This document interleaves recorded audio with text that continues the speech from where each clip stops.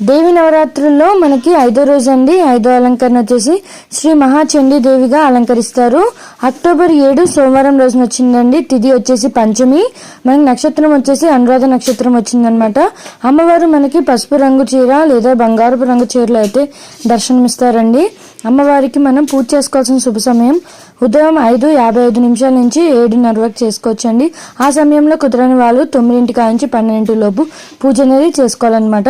తిరిగి సాయంత్రం పూజ చేసే సమయం అండి 5:59 నుంచి 7:35 లోపు పూజ అనేది చేసుకోవచ్చు అనమాట.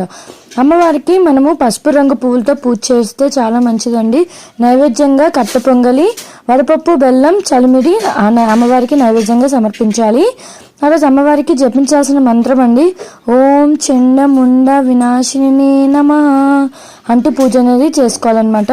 థ్యాంక్స్ ఫర్ వాచింగ్ అండి. Subscribe to my channel Rekha talks.